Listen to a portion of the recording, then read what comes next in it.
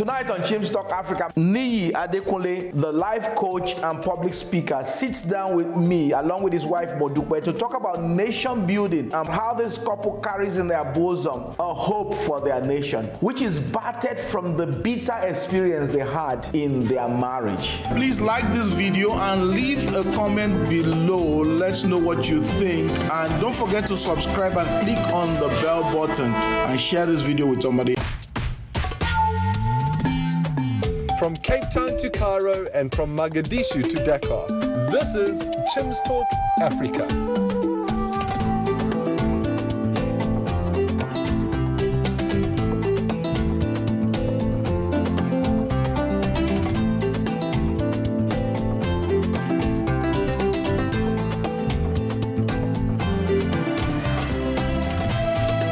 And now here's your host, Chim Onyibilanma. Hi there, welcome to this segment of your show. Like I said in the introduction, we have with us in this episode today our dear brother Niyi Adekunle and our sister Modupe Adekunle. Welcome to the show. Thank you very much, Jim. Nice to be here. Good to be here. Niyi is a pastor of the Helper's House, as well as a business consultant, as well as many other things, including author, teacher. And he has told me, don't go into all of that. Let's focus on what we have to do today. And our dear sister Modupe is a creative who is involved in creating so many things, especially crafts and things like that. But you're here today to talk about something that burns in your heart, especially you, Niyi, which is the issue of nation building. And I'll call you a nation builder because you decided you carry a hope in your heart that there'll be a rebirth of this country, that where people see potholes and no hope, you see a great future to come. And she probably knows more than anybody else how much you carry that hope. Why do you carry this hope? Well, thank you very much. Hope. Can we actually live without hope? Why do I have hope in Nigeria? You know, it's not as if I had hope in Nigeria like that. Maybe there's a way God brought hope into my life.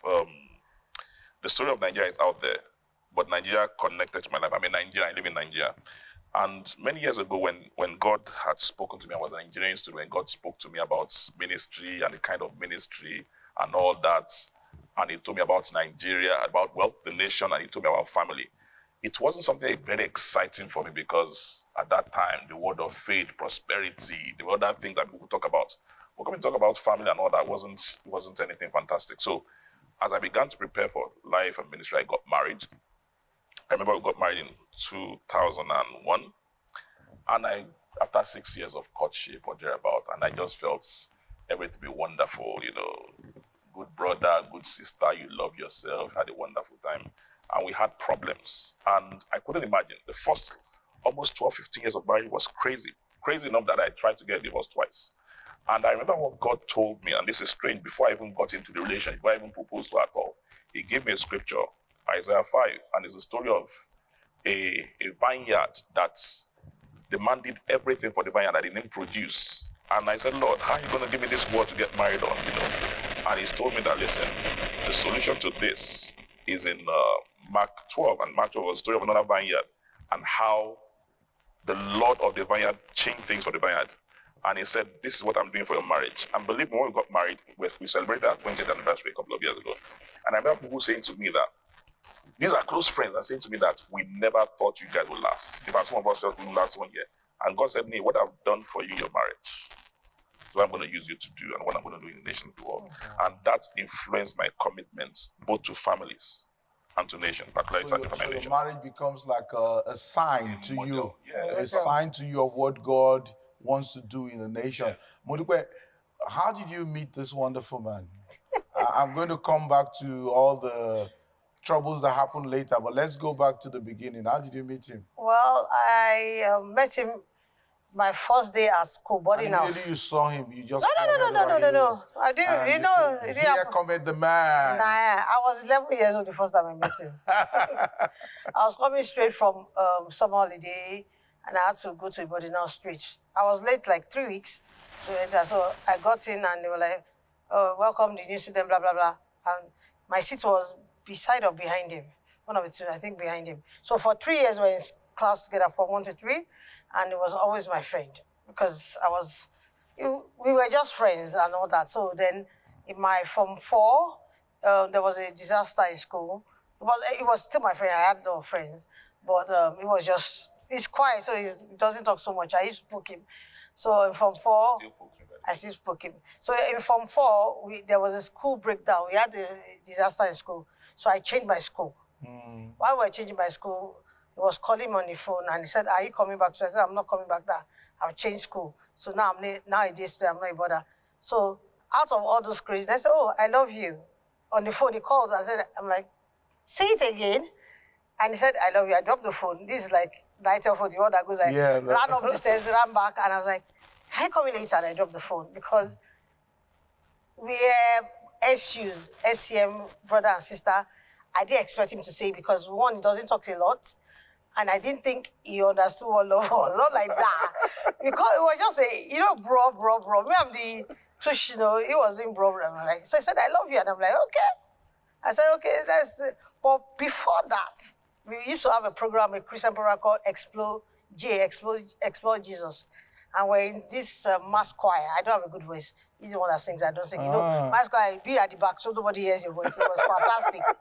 So, and I was standing, we were going to the hall. So I saw him from his hostel coming up. I was standing there, I can remember there was a water tank. I was like, run up. So because it was slow, I'm like, "Oh God, this way." So while I was waiting, something else dropped that's going to be your husband. I'm like, This Form 3 or Form 2? Form 2.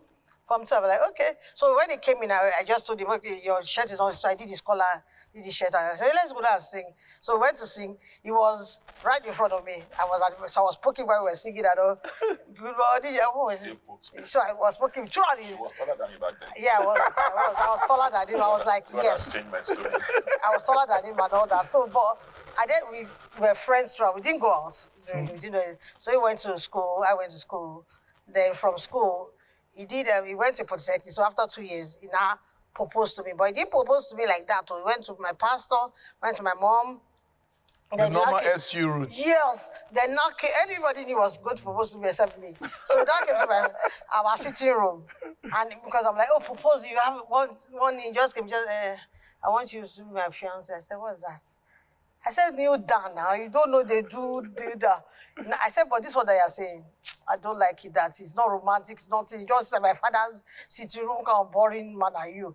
And I said, "Come back in 2 days' time so that I can at least bring a ring or bring a flower." Never did. So, but that's how we started. And we've been on for 24 years. 23 years by August. By August, 23 years. Wow. Yeah, so we are friends actually. So you're basically high school sweethearts. You say so for him, yeah. Because it was not I loved you first. He wants me to say I love you first. It was what I said I love you first. So this love has started a long time ago. Yeah. So, and it culminated into marriage. Yeah. After so many years. Yes. And then you started the journey. Yeah. How can such a beautiful love story, become something that you decided at least twice that I'm going to divorce this woman? What started happening what started happening? Is she poking you again? Yeah, standard. I guess I've been poked all my life. Well, back in those days, we have more information now.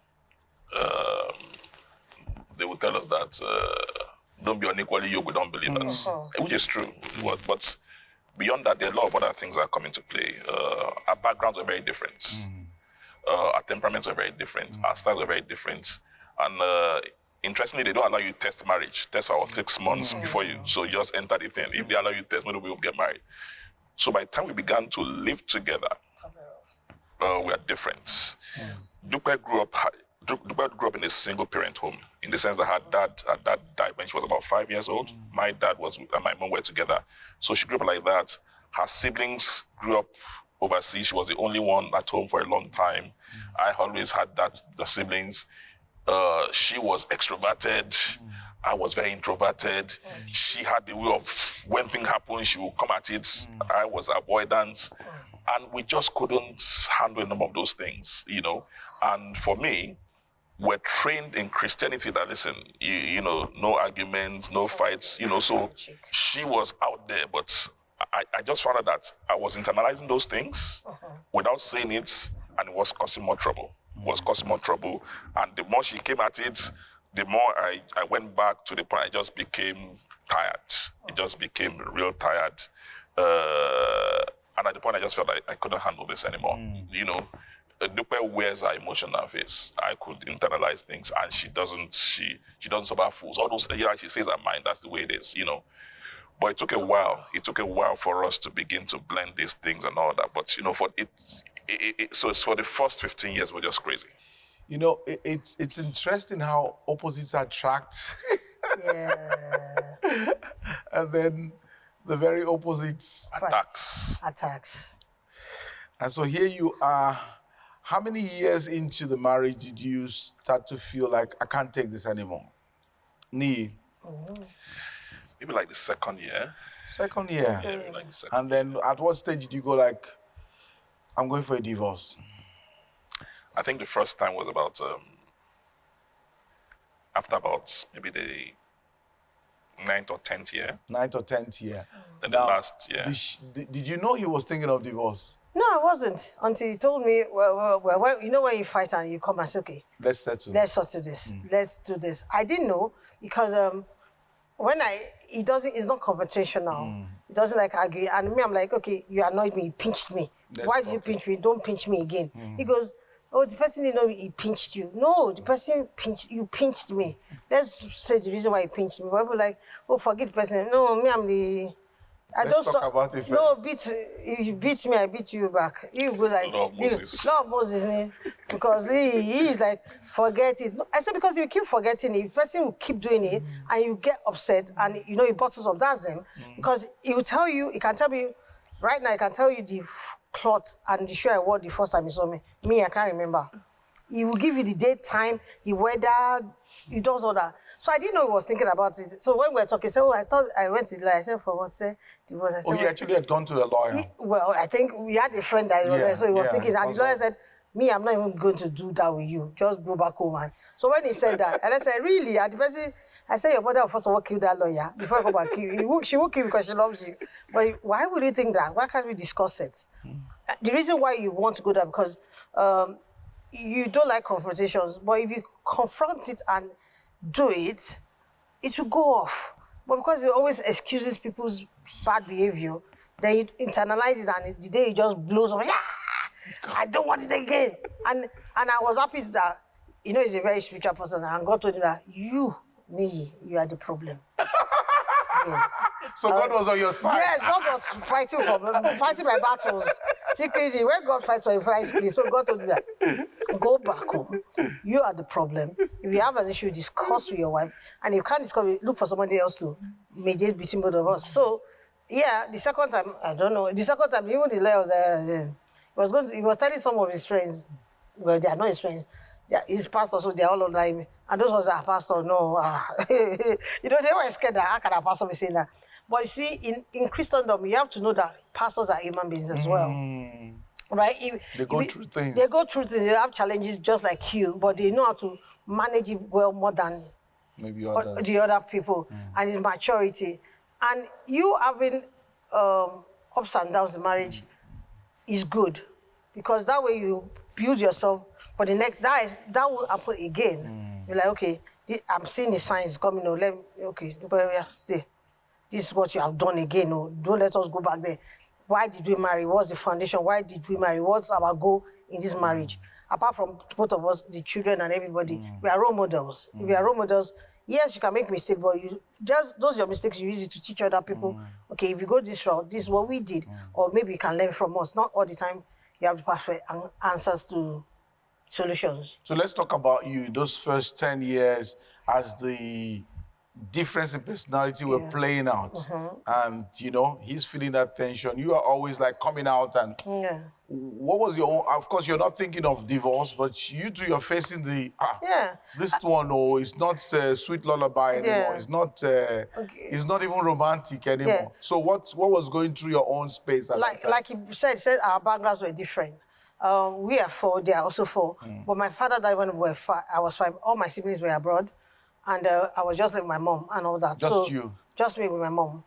They call me for leader and everything, just me, my mom and everything. So I grew up with being very independent, do everything I could.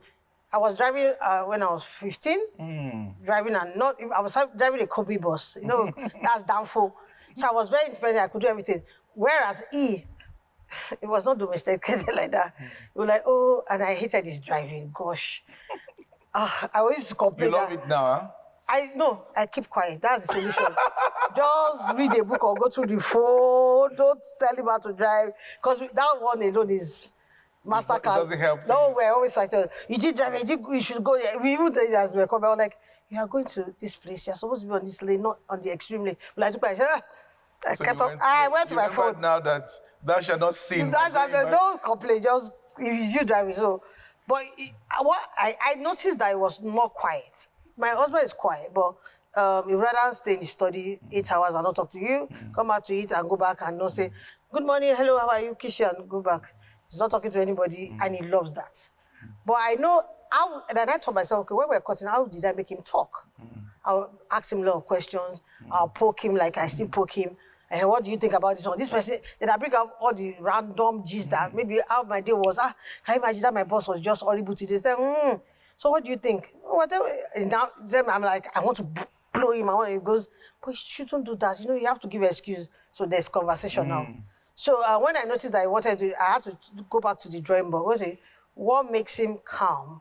What am I making to agitate him? Like now, if I know I don't like something about him, what I do is that I don't complain about it. When at that point I probably wait for 2 or 3 days. I'm like, maybe when he's jovial, I'm like, what you thought about that day? Do you see it this way? I'm like, don't raise your voice. Don't have a ready-made answer. What do you think from my own perspective? This is how I'm seeing it. Tell me how you see it. Then we come to a level playing ground to that. Okay, because to be honest, we are totally different. We are really opposite, extremely opposite. You know, he's SU. Me, I'm like, You're not the SU type. I'm the too short. You are the... He's the too short. He those people that is where they'll call up to him. Yeah. What I'm hearing you say is this. You noticed that something was going on in that first 10 years, and you started to change gear. Yes, you started to change gear. Never mind what you said. God said it was his fault, but you started to look at yourself. Yes. And you started to see that there are things that you could do. Yeah. I love what you said. What can I do to bring peace? Yes. To help him have peace and have an environment where he thrives. Yes. And so Niyi, what was happening to you when God started to talk to you and say, this is not the way out? You have to stay in here. Don't jack back from this marriage. Stay in here, and I'm going to bless you here. So what started happening to you? All right. God actually said to you, he will bless me. That's a good one. Yeah. You know, so the truth is that when I was having all these problems, I couldn't imagine why, you know, I never had a girlfriend. I just felt that, Lord, I paid enough price. Why am I having all these issues? And no marriage counselor, no therapist could have told me what I heard. And that's the truth. And God told me, listen, she's not the problem, you are. Wow. Don't say wow yet, because she, you know. And he took me to 1 Corinthians 11. And he said, listen, the Bible says God is the head of Christ, Christ is the head of man, and the man is the head of the woman. He said, Niyi, go and be the head of your home. Stop avoiding things. Just go and take your position as the leader. He said, when there was war in heaven, that's in Romans 12. Did you see, the Bible didn't say God came down to fight the devil. He said, he didn't come out, stay in your position. No matter what you are reacting, when she does these things and it gets under your skin, you react to it. And that's what he said, just stay in your position as a head. Do the things you need to do, not based on what she has said or what she's doing. Do it because of what I've said. And I started. If I say it was easy, nothing. Because this girl did not make it easy for me. And he is still making it difficult. She didn't make it easy for me. But you know, when the Bible says do it as unto the Lord, it just makes it easy, because it just took the focus off her. You do it, she doesn't respond properly, you want to get angry, you are doing it from the Lord. He will bless me in this place. And believe me, when I began to see the rewards of obeying him, it made it easy for me. that it wasn't so much about, and I tell people it's like a remote control. If a remote control controls a particular television, the remote control for your TV will not control your air conditioner. But if it controls your TV, that means there's a sensor in the TV. If you don't want it to remove the sensor and it won't control again, it's what you are reacting to, take it out. And that will solve it. And the moment I was able to handle that, it started the process of change in the marriage. We were not perfect, obviously. Nobody. But I now became more confrontational. I was able to address the issues. I knew how to talk about it. Before when she raised up, I just keep quiet because I wasn't used to it. So what I do now is this: when she's talking, I will listen quietly. I had to play to my strength. Football. When they played left hand, they play the ball. You move it to your leg. I would listen. Is that what you said? I'll be taking notes. And she didn't know. I said, is that what you said? Is that what you said? He said, yes. Good. I said, number one, you said this. I take it out. By the time I come down, I finish everything. She's tired. I felt happy. I said, finally, I'm winning. That's winning. God is on my side, blessing me in the land of my affliction. But then again, I now saw that she was not becoming quiet. And I didn't like it because she was like, mute. She just like, you know what? You're like, there's no point starting this whole thing. I'm like, so the lesson I also learned is this. In a relationship, whether it's marriage, whether it's business, whatever, if one party wins, then you lose. Yeah. It's not about me winning or she winning. We must allow the marriage win. And once the marriage is winning, there are compromises here and there and all that, and so that's what we've learned to do. So something changed in you. Oh, yeah. And something changed in her. Yeah. Yes. And it hopefully. changed. It's God though, it's not something changing. If not the instruction of God, I would like, get out. And that's why it's important. Because our foundation was God from starters. And anytime we are like, what will God do in this situation? Will God be happy with what we are doing? And because we are true, I won't say I'm perfect, but I'm a good Christian and I fear God. And because of the fear of God, and because God was our foundation, we have to always go back to Him. And He always gives us answer for the situation or whatever we're going through right now. And God restored you. Yeah. He restored you, gave you back something you wanted to run away from. And God was like, here's your promised land back again. And it comes back to the fact that God says that to you concerning this nation. Because the easiest thing this day is to jackpot. Yes. To jump out of this boat because just run away.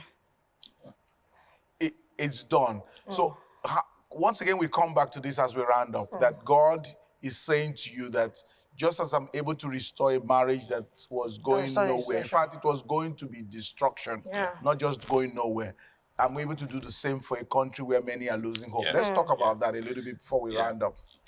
So even before I proposed to her and anything, God had told me this. And like I said, He had given me the scripture in Isaiah 5 and Mark 12.